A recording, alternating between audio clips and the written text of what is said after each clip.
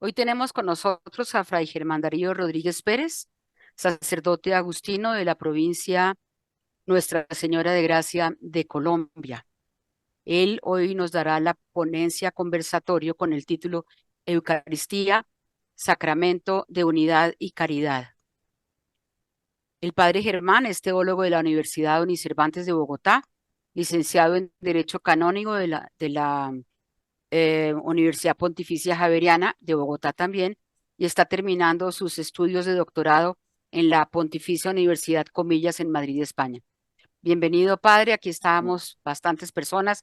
Esperemos poder recibir a más y que todos podamos disfrutar de este conversatorio. Muchas gracias. Bien, buenas noches para todos. Una alegría poder compartir con ustedes este espacio. Suena con una expectativa muy grande. Espero no defraudarlos y poder pues realizar un momento más de conocimiento, pero también de apropiarnos de aquello que celebramos cotidianamente en la Eucaristía. En el nombre del Padre, del Hijo y del Espíritu Santo. Amén. Ven, oh Espíritu Santo, llena los corazones de tus fieles y enciende en ellos el fuego de tu amor. Envía, Señor, tu Espíritu y renovarás la paz de la tierra. Oremos.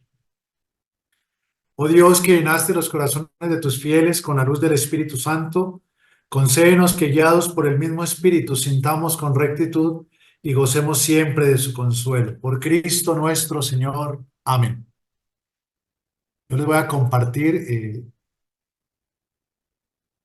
por favor me dicen si se está escuchando. Es una pieza que seguramente todos han escuchado de la riqueza que tiene nuestra iglesia, la liturgia, y es producto también de la reflexión teológica y espiritual de un santo grande en la iglesia del siglo XIII, ¿no? Santo Tomás de Aquino. Quiero Pa- compartir. Padre Germán, se ve perfectamente la imagen, pero no se escucha sino su voz. No, no, aún no le hemos dado play. Ah, ok. Entonces, Por acelerada, ¿vio? vamos a compartir pues esta pieza musical, seguramente la han escuchado, como también marco de nuestra oración.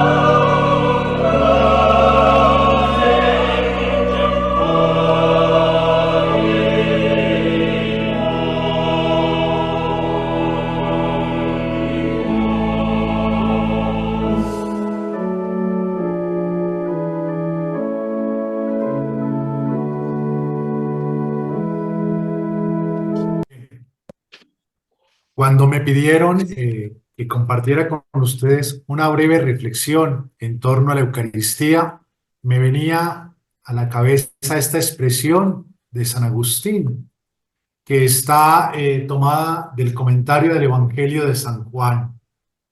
Eucaristía, oh signo de unidad y vínculo de caridad. Y hacía esta reflexión pensando en la experiencia de nuestras fraternidades agustinas seculares, porque sin duda el hecho de estar aquí unidos en esta noche para darnos un espacio para reflexionar en torno a la Eucaristía, nos tiene que llevar también a entender que es un signo preeminentemente agustiniano para nosotros. O diríamos, la Eucaristía es fundamento de la experiencia agustiniana que nos tiene que llevar a experimentar estas dos realidades. Por un lado, la unidad. Estamos llamados a vivir en la unidad de los hijos de Dios, pero especialmente la unidad en la comunidad, y una comunidad que se une por un vínculo tan fuerte que es la caridad.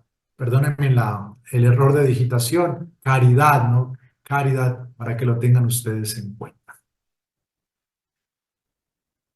Me fui de curioso a hacer una mirada por el Catecismo de la Iglesia Católica y revisando algunos escritos acerca de la Eucaristía, me encontré con este párrafo bellísimo que es tomado del Concilio de Trento.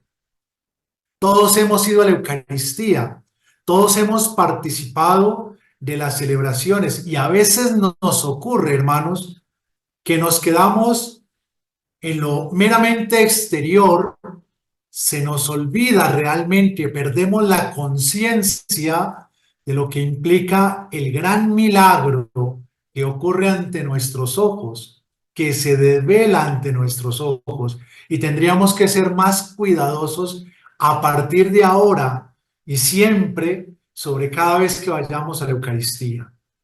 Miren lo que dice el numeral 1366 del Catecismo de la Iglesia Católica. La Eucaristía es, pues, un sacrificio porque representa. Y me gustaba mucho esta aclaración que hace el documento doctrinal, porque hace presente el sacrificio de la cruz, porque es un memorial y aplica su fruto. Cuando nosotros abordamos la catequesis de la primera comunión y entramos en ese diálogo con los niños o con los adultos que por vez primera van a recibir el sacramento, siempre hacemos esta aclaración. No hay muchas Eucaristías. Ese es un gran error. Vamos a celebrar nuevamente la Eucaristía, a veces decimos. Y lo que ocurre es que lo que hacemos en el sacrificio eucarístico es memorial. Y esto para que lo tengamos en cuenta, hermanos. La Eucaristía es memorial. Esta palabrita bellísima que les he colocado aquí. Y creo que da sentido, porque cada vez que el sacerdote sale al altar para celebrar la Eucaristía, no está haciendo una representación teatral. Y yo se lo explicaba hace unos días a los niños aquí en el colegio y les decía, no es una representación teatral, sino es una memorial, es decir, una actualización de aquello que el Señor Jesús ha celebrado con sus discípulos y que hoy sigue celebrando en medio de la comunidad creyente. Y el Catecismo de la Iglesia hace eco, especialmente con este texto del Concilio de Trento, haciendo referencia a la Eucaristía. Cristo, nuestro Dios y Señor, se ofreció a Dios Padre una vez por todas, muriendo como intercesor sobre el altar de la cruz, a fin de realizar para ellos, los hombres, la redención eterna. En la tradición semita, en el mundo judío, el sacrificio siempre estaba relacionado con presentar un cordero, una víctima, que se debía renovar año tras año. Dice el libro del, dice el libro del Deuteronomio, la ley deuteronomista dice, se debería presentar un cordero sin mancha, sin defecto. Y Cristo, en la institución de la Eucaristía, no, no rechaza la tradición semita, al contrario, la plenifica, porque Cristo mismo es quien se ofrece como sacerdote, víctima y altar. Tengamos en cuenta esto, hermanos, que cuando celebramos la Eucaristía, tenemos que reconocer esa triple dimensión de Cristo en el marco celebrativo. Cristo es sacerdote y los que tenemos ese gran don que el Señor nos ha dado en el ministerio sacerdotal, sabemos que no somos nosotros los que por iniciativa misma celebramos la Eucaristía. Es Cristo mismo quien se da y quien se ofrece, valiéndose muchas veces de nuestras miserias, de nuestra realidad humana, para entender que Cristo se hace sacerdote en la persona del sacerdote que preside la Eucaristía, el alter Christi, el otro Cristo. Sin embargo, dice el catecismo, como su muerte no debía poner fin al sacerdocio antiguo, un sacerdocio que era heredado de manera generacional. El sacerdocio antiguo era un sacerdocio, el sacerdocio judío era aquel que se transmitía de generación en generación. El sacerdocio nuevo es el sacerdocio de Cristo, el sacerdocio que se instituye en la última cena, en aquella tarde del Jueves Santo. Por eso es que nos recuerda el apóstol San Pablo, que más adelante voy a hacer eco de estas palabras, y la noche en que fue entregado. Es decir, aquella tarde, aquella noche del Jueves Santo, instituye una nueva realidad sacerdotal, una nueva realidad ministerial. Quiso dejar a la iglesia, su esposa amada. Esta es una tipología de la iglesia bellísima que han utilizado los padres de la iglesia. La esposa, refiriéndose a la iglesia, le ha querido dejar a su esposa un sacrificio visible, como lo reclama la naturaleza humana. Haciendo eco y leyendo un poco la teología protestante, especialmente de los luteranos, ellos afirman: la Eucaristía es única y se hace presente mientras el sacerdote pronuncia la oración de consagración y está sobre el altar. En el mundo luterano no hay sagrario. Si ustedes alguna vez han tenido la oportunidad de visitar o frecuentar alguna iglesia no católica, luterana, van a descubrir que en aquellas iglesias no hay sagrario, porque para ellos, después de que se levanta las especies del altar, no hay presencia real de Jesucristo. Para nosotros los creyentes católicos sí lo hay, porque nuestro sentido, y tal como lo escuchábamos ahora en el Panis Angelicum, que es de Santo Tomás de Aquino, él ha querido quedarse para hacer alimento no solamente físico, sino alimento espiritual para que lo coma el rico y el pobre. Y creo que delante de un sagrario todos hemos tenido la experiencia de sentirnos necesitados de Dios. Dice nuevamente el Catecismo de la Iglesia Católica, donde se representará el sacrificio sangriento que iba a realizarse una única vez en la cruz, cuya memoria se perpetuará hasta el fin de los siglos. Volvemos a la experiencia del apóstol Pablo hablando en la comunidad de los Corintios. Un elemento importante de la Eucaristía, hermanos. La Eucaristía es el sacrificio incruento. Y lo que dice aquí el Concilio de Trento, recordando la experiencia de Pablo, es que es la anticipación de lo que la tarde del Viernes Santo nuestros ojos han contemplado. La cruz es el sacrificio cruento, donde Cristo derramó su sangre hasta tal punto de dar su vida por nosotros. La Eucaristía es la anticipación de aquel sacrificio incruento, es decir, esa celebración real, sacramental, de lo que en el Viernes Santo Cristo se da en la cruz, y cuya virtud saludable se aplicará en la remisión de los pecados que cometemos cada día. Hasta ahí este numeral del Concilio de Trento, que está tomado de esa citación del Dessinger 1740, pero está en el Catecismo de la Iglesia 1366. Una recomendación y un paréntesis especial en este aspecto. Si ustedes se dan a la tarea de leer el catecismo de la Iglesia Católica, van a descubrir verdaderamente una riqueza espiritual en los textos que aquí encontramos. Miren, di un pasito más allá, mi curiosidad me llevó un poco más por el catecismo y encontré esta expresión que me parece bellísima, haciendo referencia a la Eucaristía. Dice, Cristo Jesús que murió, resucitó, que está a la derecha de Dios e intercede por nosotros. Está presente de múltiples maneras en la Iglesia. Y entonces la Constitución dogmática Lumen Gentium del Concilio Vaticano II nos va a decir en el numeral 48 cómo Cristo, Eucaristía, se hace presente en la realidad del misterio pascual en su iglesia. Y entonces dice la Lumen Gentium, que me parece bellísimo.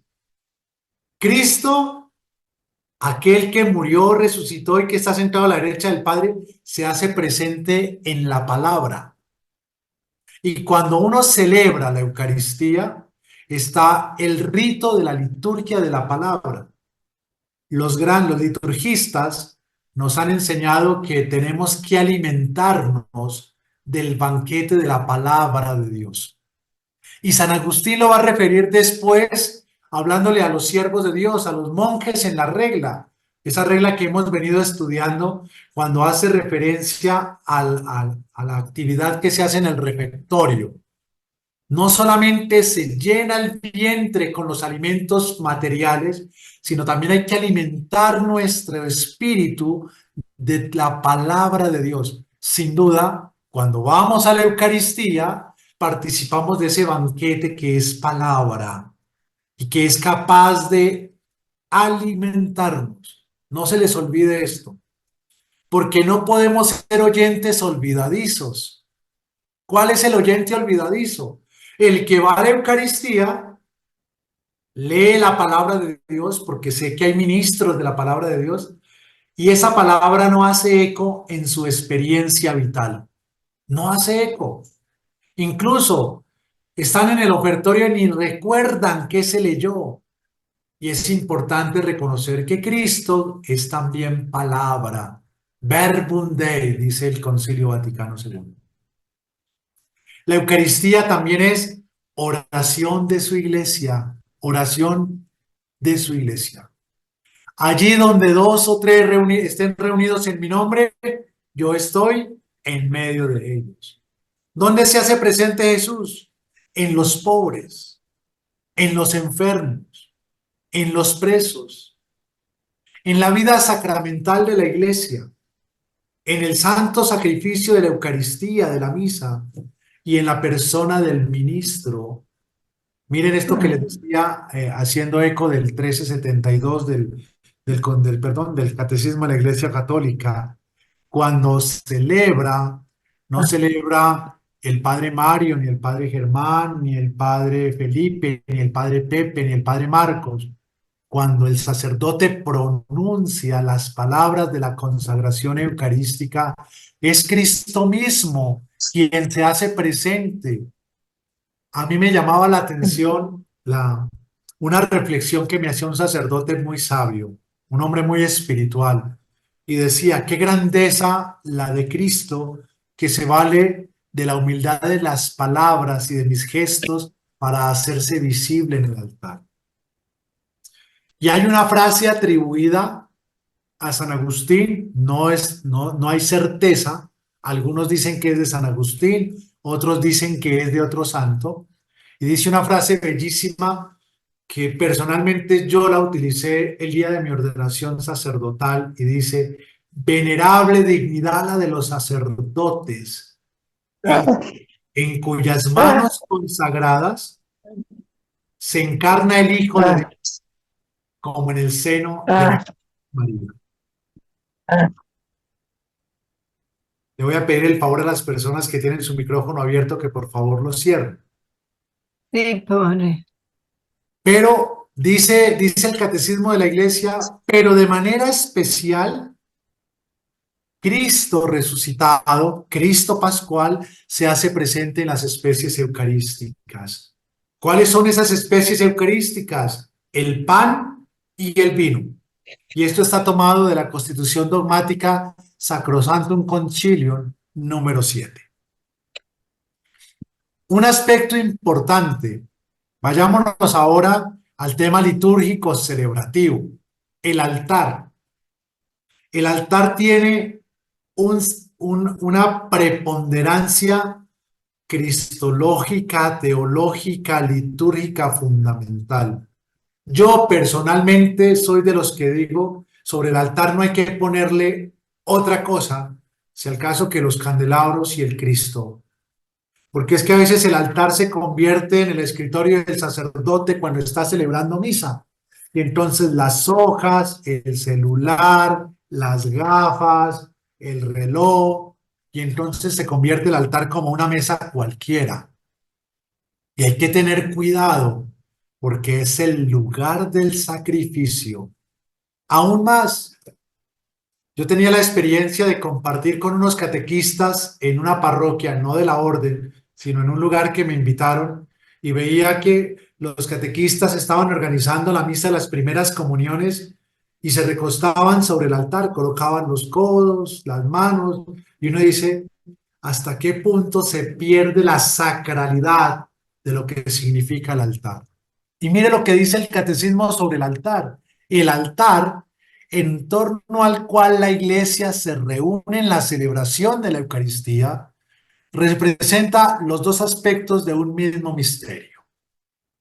Por un lado, la mesa del altar es el altar del sacrificio, el ara del sacrificio, pero es también la mesa del Señor. Recuerden aquella expresión que leíamos del catecismo, pero que es tomado de Trento. Es la anticipación incruenta de lo que ocurre en la cruz. Por lo tanto, el altar es Cristo mismo. Y si ustedes se han preguntado por qué el sacerdote, cuando sale a celebrar la Eucaristía, besa el altar, es porque reconoce que es Cristo mismo quien celebra, quien se da y quien se pone en el altar. Por tanto, hermanos, el altar tiene una importancia significativa.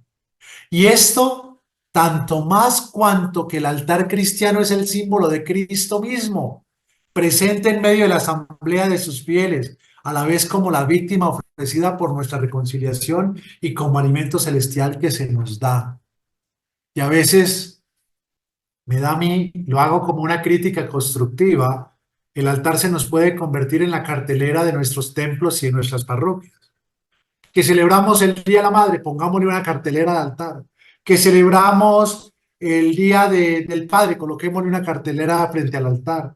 Y a veces lo que ocurre, hermanos, y se lo escuchó un benedictino muy santo y experto en liturgia, decía: el altar no debe ser, frente al altar no se le deben interponer ni siquiera flores, para que los fieles no pierdan o no se distraigan, me decía él, su mirada en Cristo, que se hace presente, porque Cristo es sacerdote, víctima en las especies eucarísticas y es altar.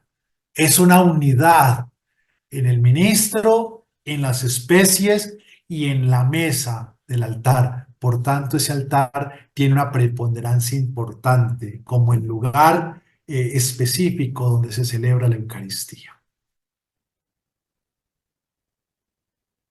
Ahora, partiendo de estas realidades, me voy a ir a la Sagrada Escritura para entender un poco el sacramento de la Eucaristía. En algunos lugares el día de hoy han celebrado procesionalmente el Corpus Christi por las calles y han realizado altares. Y en muchos de esos altares, algunos los celebrarán el próximo domingo, según el calendario, el orden de la iglesia. Y en esos altares las personas acostumbran a colocar allí para adornar el altar pan, el pan como una realidad. Y miren desde dónde tomamos la experiencia celebrativa con pan. Y está por allá tomado en el libro del Génesis, en el sacerdocio de Melquisedec. Y dice así el texto del Génesis: y Melquisedec, rey de Salem, sacando pan y vino, como era sacerdote del Dios Altísimo, bendijo a Abraham, diciendo: bendito Abraham del Dios Altísimo, el dueño de cielos y tierra. Y bendito el Dios Altísimo, que ha puesto a tus enemigos en tus manos. Y le dio a Abraham el diezmo de todo. Miren, esto realmente a mí me parece significativo en la experiencia ¿de qué? Ustedes, perdónenme, les pregunto, ¿están viendo? No, señor. Sí, ahora Vemos sí. la primera página, pero solamente la primera página. ¿Por qué? Solamente vemos la primera página, no ha pasado las demás diapositivas, padre. Por Dios, ustedes no me dijeron. Pero es que no ya te pena Ahí sí. interrumpirlo. Perfecto. Ahora sí, Ahí está Melquisedec. ahora sí. Cuando no pase, me Ahora dicen, sí. padre, no ha pasado. Listo, padre. Me dicen si cambia la diapositiva a la anterior. Bueno, no se preocupe. Miren la experiencia de Melquisedec. Entonces, Melquisedec, en la tradición semita, en la tradición del Antiguo Testamento, recuerden que el Génesis tiene una intencionalidad, ¿no? Y en el Génesis se habla por vez primera de ese sacrificio, de esa ofrenda, porque lo que quiero que reconozcan en esta lectura del libro del Génesis es la acción de ofrenda que se da en torno al pan y vino. Por tanto, lo que hace Jesús con sus discípulos al tomar pan y vino tiene una dimensión especialmente arraigada en la tradición escriturística de la Sagrada Escritura. Muy bien. Ahora vayámonos al Nuevo Testamento. Tengamos como referente el sacrificio de Melquisedec, la ofrenda de Melquisedec. Si nos vamos al Nuevo Testamento y nos vamos a buscar curiosamente ¿cuál es el texto del Nuevo Testamento más antiguo que relata la institución eucarística? Pues tengo que decirles, mis queridos hermanos, que no son los evangelios, ni los sinópticos, ni el Evangelio de Juan. Es San Pablo. La primera carta del apóstol San Pablo a la comunidad de los Corintios, en el capítulo 11, versículos del 23 al 29. Este es el primer relato eucarístico del Nuevo Testamento. Y ustedes me van a decir, padre, ¿y entonces qué pasó? ¿Se nos corrió toda la cronología bíblica? No, hay que entender la crítica histórica y la crítica redaccional de los evangelios. ¿Por qué? Porque yo aquí lo comparto algunas veces con los miembros de mi fraternidad que estamos estudiando el Evangelio de Lucas. Yo haciendo aquí pinitos delante de ellos, no soy biblista, no es mi especialidad, pero intento intentar profundizar con ellos. Espero que no les diga ninguna herejía esta noche. Y dice San Pablo, porque yo recibí del Señor lo que os he transmitido. Miren esto tan importante, hermanos. La Eucaristía, el acto celebrativo de la Eucaristía, desde el acontecimiento de la Pascua de Resurrección hacia el año 33, a la aparición de esta primera carta del apóstol San Pablo a la comunidad de los Corintios, estamos hablando alrededor del año 43, 50 más o menos. ¿Sí? Y cuando decimos esto, estamos diciendo que ni los evangelistas ni el apóstol Pablo estaba como ese camarógrafo en los rodajes cinematográficos con una cámara o con el libro de apuntes tomando nota de todo lo que estaba ocurriendo. Aquí viene una experiencia de la iglesia y es la tradición oral. Y es lo que está diciendo San Pablo aquí de manera categórica a la comunidad de los corintios. Le está hablando a los corintios, pero también nos está hablando a nosotros en esta noche. Porque yo recibí del Señor lo que les he transmitido. Y aquí viene el anuncio que le hace Pablo a la comunidad de los corintios. ¿Qué les está diciendo Pablo a los corintios? Lo subrayé en amarillo. Que el Señor Jesús, miren cómo comienza Pablo, que el Señor Jesús, la noche en que fue entregado, recuerdan lo que hablábamos del catecismo de la Lumen Gentium y del Sacrosanto Concilium, haciendo eco a que no celebramos una nueva Eucaristía, sino un memorial, que el Señor Jesús, la noche en que fue entregado, tomó pan y después de dar gracias, la acción de gracias, recuerden que es una manera también de referirnos a la Eucaristía, la acción de gracias, lo partió y dijo. A mí me impresiona mucho este verbo partir, porque en la tradición patrística, y los que son biblistas saben que el verbo no es partir, sino romper. Es como cuando uno toma esa imagen de ese panásimo gigante que a veces hacemos para los altares del Jueves Santo, ese panásimo grande, y lo rompió. Ahora, litúrgicamente, tenemos las formas, las hostias eucarísticas, ¿no? Y entonces son pequeñas y ya vienen casi con una predisposición para romperlas. Pero el signo eucarístico es romper, coger el pan, no sé si ustedes me siguen con esta imagen, coger el pan y partirlo por la mitad con las propias manos. Más adelante hay una imagen que quiero compartirles. Y les dijo, dice San Pablo, está diciéndoles, transmitiendo, esta es la tradición oral que San Pablo hace a la comunidad de los corintios. Este es mi cuerpo que se da por vosotros. Hagan esto en recuerdo mío.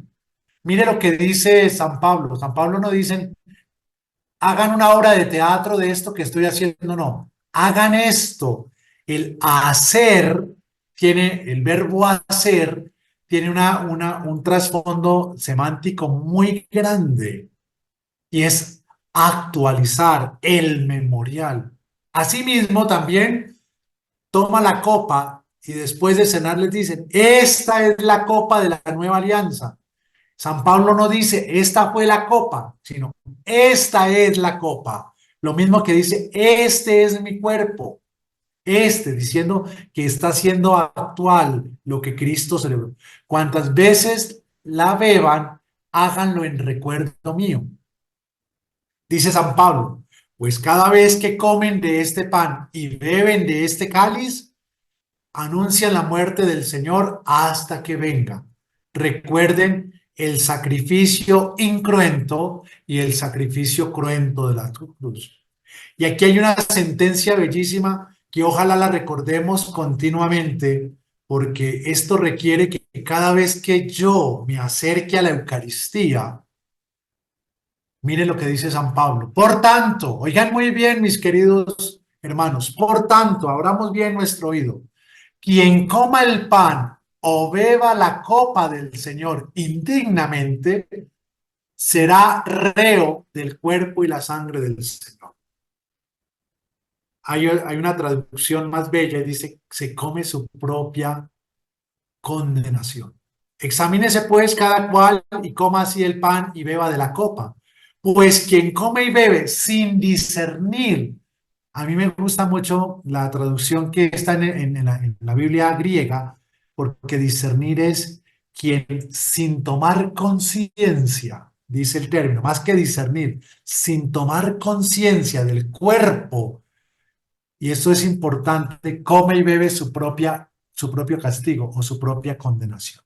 Miren, me puse a la tarea de hacer un paralelismo con los tres evangelios sinópticos.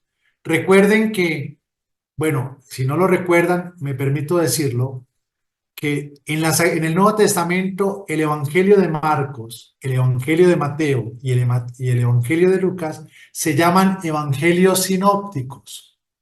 ¿Por qué se llaman sinópticos? Porque existe entre ellos un paralelismo. Es decir, hay una tradición compartida en cada uno de los relatos de los evangelios.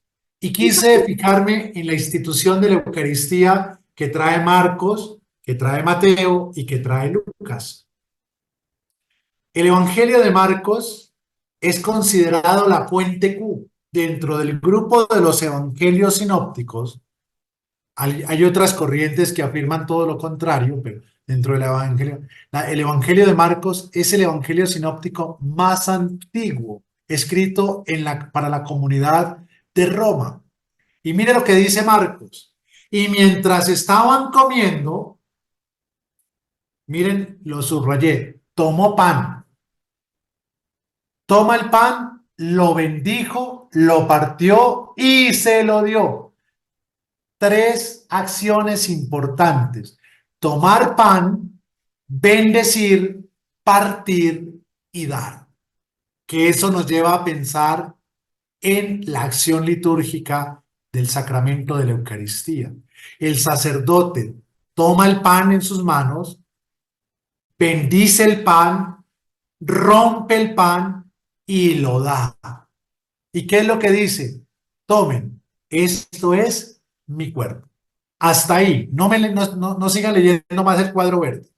Ahora vayámonos al cuadro de Mateo, el segundo. Y dice, y mientras estaban comiendo, muy similar al relato de Marcos, tomó Jesús pan. Ya comenzamos a ver algunas diferencias. Aquí ya nos dice quién es. Tomó Jesús pan, lo bendijo, lo partió y se lo dio a sus discípulos. Las mismas acciones que leíamos del Evangelio de Marcos. Tomad y comed, esto es mi cuerpo. No me lean más de ese párrafo. Ahora vayámonos al Evangelio de Lucas. Tomó luego el pan, que está subrayado en rojo, dadas las gracias, lo partió y se lo dio diciendo. Encuentran las tres acciones que enmarcan el relato de la institución de la Eucaristía.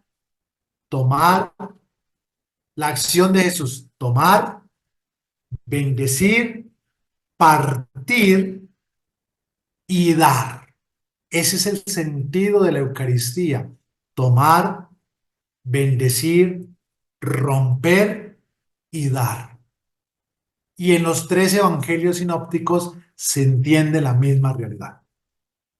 Y dice el evangelio, tomó luego una copa, dadas las gracias, se la dio y bebieron de ella. La misma dinámica. En el evangelio de Mateo, tomó luego una copa y dadas las gracias, se las dio diciendo, beban todos de ella, porque esta es mi sangre de la alianza, que es derramada por muchos para el perdón de los pecados. Volvámonos un poquito al cuadro verde. Esta es mi sangre de la alianza, que es derramada por muchos. En Mateo también lo dice así. Y mire lo que dice Lucas.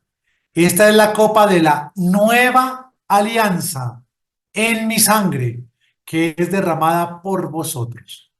¿Cuál es la palabra que se repite en los 3 evangelios sinópticos? Alianza, que viene del hebreo berid. La berid es la alianza. Recuerden que el Señor había hecho alianza con su pueblo. Yo seré su Dios y ustedes serán mi pueblo.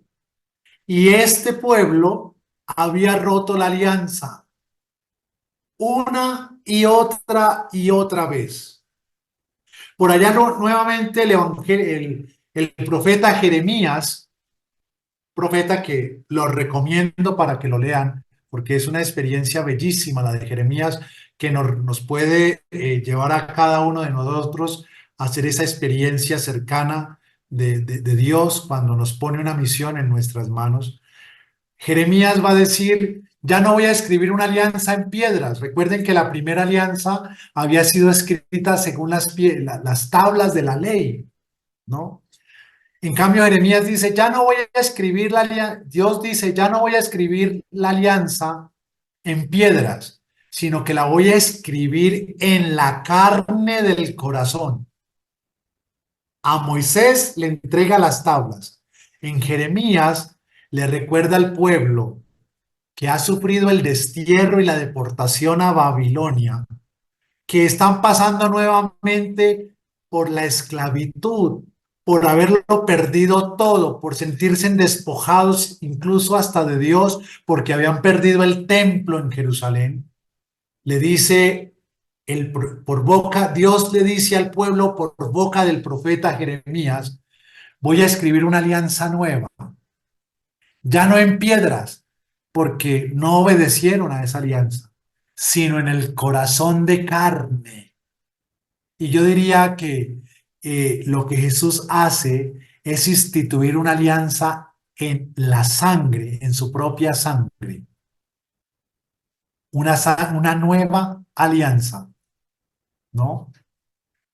Y a mí me parece que sin duda quien comulga, quien participa de la Eucaristía, quien adora la Eucaristía sacramentalmente, óiganlo muy bien, hace esa alianza de amor con Cristo, porque es una nueva alianza escrita en el corazón, como nos lo recuerda Jeremías. Qué bueno que tengamos esta óptica para las 40 horas eucarísticas que vamos a tener a lo largo de América Latina en las fraternidades. Yo hago esa hora de oración, hago ese momento de oración, esto como signo de mi fidelidad a la alianza con Cristo, porque es una alianza nueva. Me dicen si cambia la diapositiva. Sí, señor. ¿Cambió? Sí, señor. ¿Están viendo lo del pan que les decía? Estamos viéndolo, padre. Sí, señor. Miren esta experiencia tan bonita. Antes de leer a Juan, miren la experiencia de lo del pan. Personalmente, y creo que dentro de la cultura, de muchas culturas, el pan no se parte con el cuchillo. El pan se parte con la mano. Es un gesto noble y de muy buena tradición.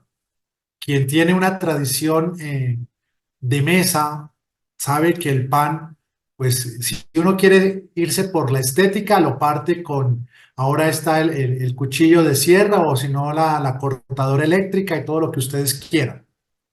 Pero si vamos a una tradición más celebrativa y cuando ustedes tengan la experiencia de invitar a alguien a su casa, claro está que esto tiene que pasar por un proceso de asepsia previo, ¿no? El pan se parte con las manos, es sinónimo de familiaridad. Cuando yo rompo el pan y soy capaz de dárselo al otro, eso es sinónimo de fraternidad. Qué bueno que hagamos ese signo en nuestros compartires. Algunos sufren de escrúpulos. ¿Qué tal yo que le voy a recibir el pan a ese o a esa? No les digo como decimos en Colombia porque si no se me escandalizan, ¿no? Lo voy a decir para que se rían un poco. A esa vieja o a ese man o a ese viejo, ¿no? No, somos hermanos. Y qué bueno que podamos compartir el pan. Hay que romper el pan, porque recuerden que estamos hablando que la Eucaristía es el vínculo de la unidad y el signo de la caridad. Miren esto tan importante.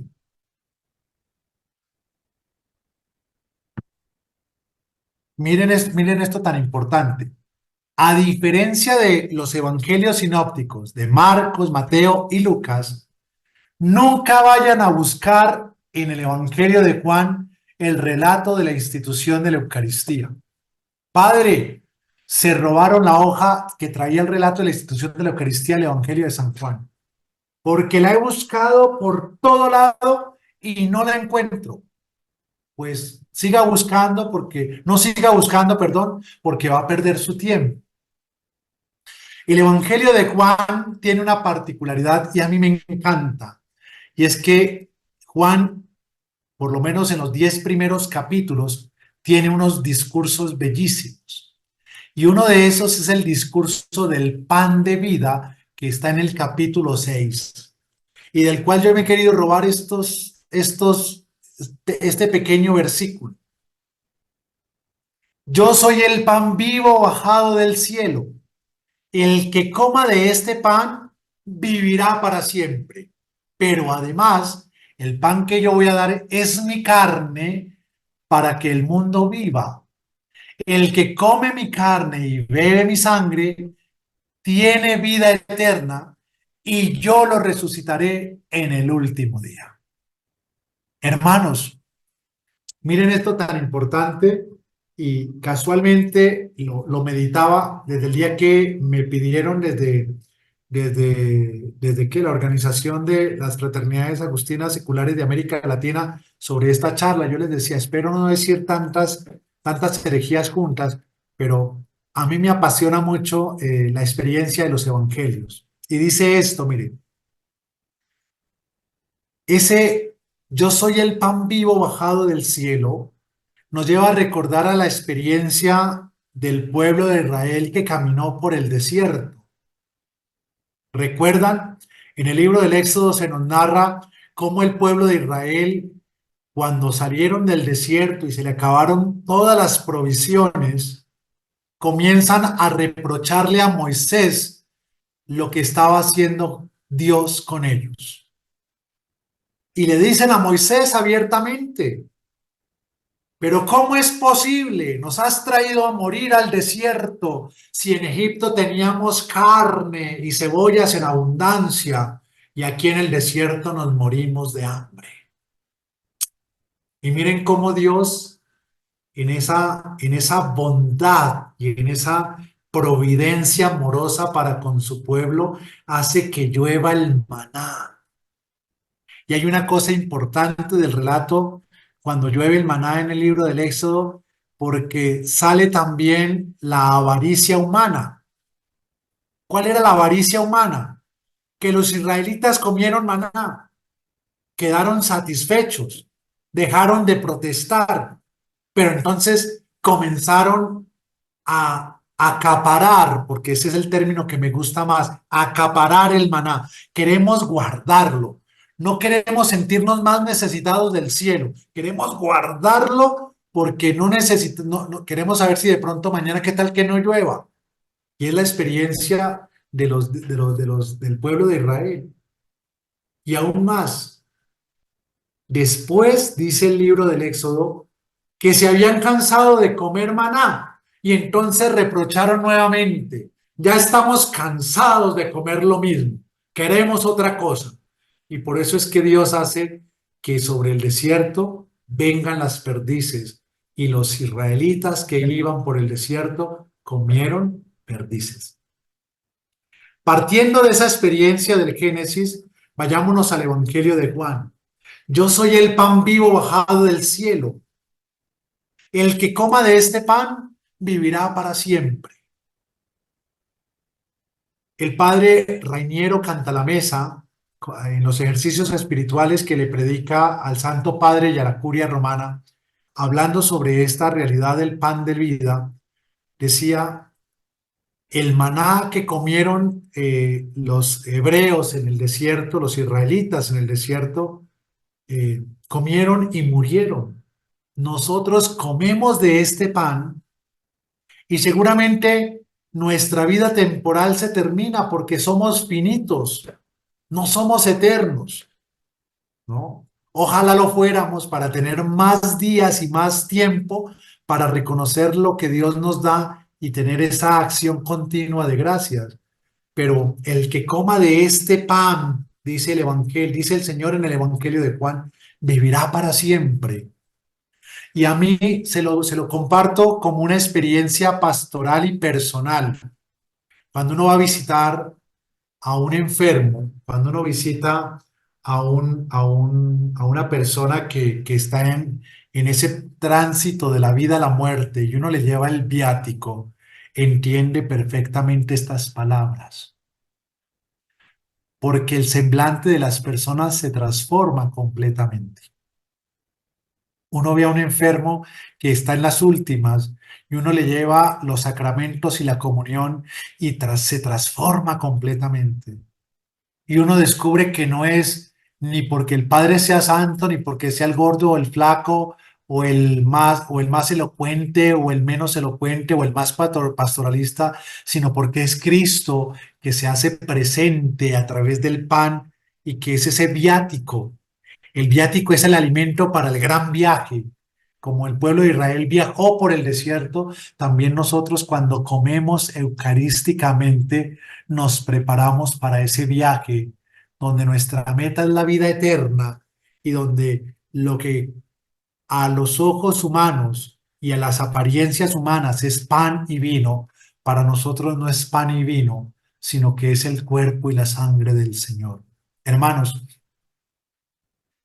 en esa experiencia, los agustinos tenemos que aprender a ser un poco místicos y más en el sentido de la Eucaristía, porque ver a Cristo en el sagrario es reconocer que es el camino seguro y no hay otro para llegar al cielo.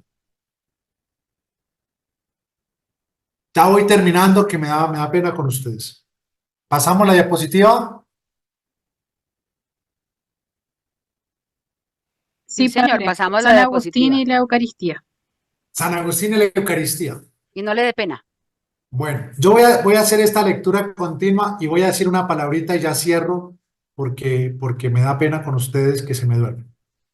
San Agustín hablando de la Eucaristía. Esto es un texto de un agustinólogo que hizo un compendio de los textos que hacen relación de San Agustín a la Eucaristía. Pero personalmente me tomé el atrevimiento de tomar dos parrafitos pequeños. Ustedes dicen, padre, tan pequeños, no, son pequeñitos, no se preocupen. Dice San Agustín, cuando se come a Cristo, se come la vida. No es que, no es que se lo mata para luego comerlo, sino que Él da la vida a los muertos. Cuando se lo come, da fuerzas sin Él debilitarse. Vuelvo a la experiencia de los enfermos. No tengamos miedo de comer este pan, pensando en que tal vez se pueda terminar. Recuerden la experiencia de los israelitas en el desierto. Acaparemos, guardemos porque seguramente se nos va a acabar. No, en cambio la Eucaristía permanece y después no encontremos qué tomar. Que Cristo sea comido, cuando es comido, vive, puesto que muerto resucitó. A mí me gusta mucho esta experiencia de la Eucaristía y la resurrección. Recuerden el relato de los discípulos que iban de Jerusalén a Emaús en el capítulo 24 del Evangelio de Lucas. Estos discípulos iban tristes, agobiados, acongojados, decepcionados seguramente, porque este Jesús que se había mostrado de tal manera estaba totalmente lo habían matado los jefes de los jefes de los jefes de los judíos. Permítanme un segundo. Miren esto tan importante, hermanos. Los discípulos iban tristes, no lo reconocieron, Este que se hace caminante con ellos, se hace también el encontradizo, porque comienza a preguntarle a los discípulos de qué venían hablando por el camino. No hay nada más rico que preguntarle a los fraternos cuando llegan a la reunión de qué venían hablando por el camino. Esperamos que no sea de ningún hermano, que sea realmente de la experiencia del Evangelio. Y mire lo que le ocurre a los discípulos de Emaús. ¿Cuándo reconocen al Señor?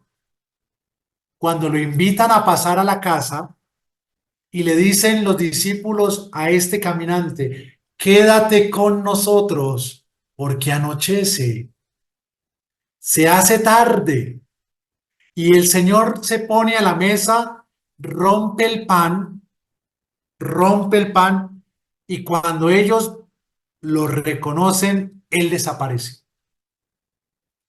A mí me parece la experiencia pascual una experiencia netamente eucarística, porque el Señor se revela a sus discípulos en torno a la comida. Que Cristo sea comido, cuando es comido vive, puesto que muerto resucitó. No se lo parte en trozos cuando lo comemos. Así acontece en el sacramento. Los fieles ya saben cómo comen la carne de Cristo. Cada uno recibe su parte. Se la come en porciones, pero permanece todo entero. En el sacramento se lo come en porciones y permanece todo entero en el cielo, todo entero en tu corazón. Miren esto tan importante. Alguna vez un niño, perdón, me decía en una parroquia de nuestra provincia, padre, ¿y si solamente me dan la hostia consagrada, entonces solamente como el cuerpo de Cristo y la sangre no? En las especies están íntegramente la dignidad del cuerpo y la sangre de Cristo. En las dos especies. Cuando yo comulgo con la hostia consagrada, estoy comiendo el cuerpo y la sangre de Cristo. Cuando yo bebo el cáliz con el vino consagrado, estoy bebiendo el cuerpo y la sangre de Cristo. No puedo separar esas dos realidades. Es una unidad. Y ahí viene el sentido del título de este breve conversatorio, la unidad eucarística. Y esta diapositiva es la última. Comamos tranquilos el cuerpo de Cristo, que no desaparece lo que comemos. Comámoslo para no desaparecer nosotros. Miren esta experiencia tan bella. Cuando comulgamos, y yo le decía a los niños, no es que la hostia baja por el aparato digestivo directamente y llega al estómago y pasa por el proceso de la digestión.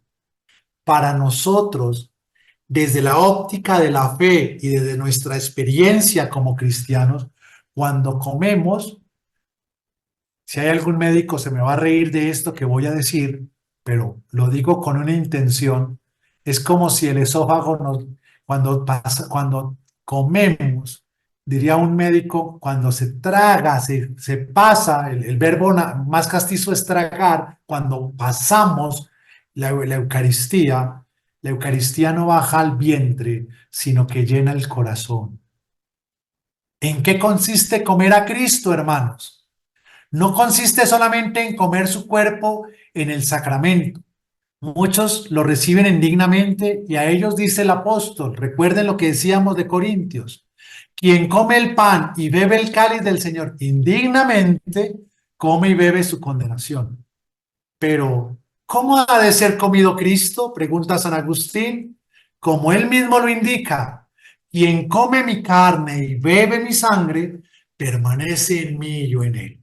Hermanos, permanecer es uno de los verbos que más se repiten en el discurso del pan de vida del Evangelio de San Juan, como la vid y los sarmientos. Quien no permanece en mí no tiene vida. Quien no come y permanece en mí, permanecer.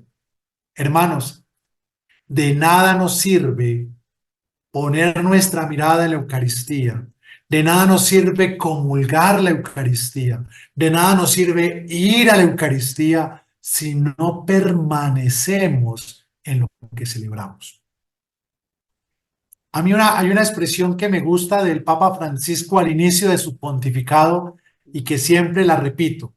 Hay que eucaristizar el mundo. Porque hay algunos que creen que celebran la Eucaristía y cuando el sacerdote da la bendición final, hasta ahí se terminó. No, la Eucaristía permanece, se da.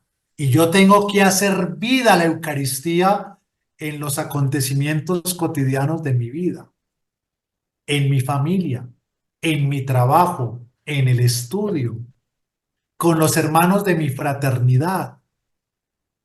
Porque de lo contrario somos un antitestimonio.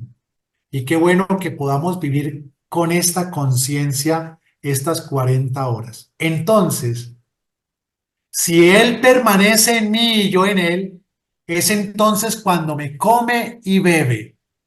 Quien en cambio no permanece ni yo en Él, aunque reciba el sacramento, aunque, perdónenme en esta expresión castiza, aunque abramos nuestra boca, saquemos la lengua para comulgar, lo que consigue es un gran tormento.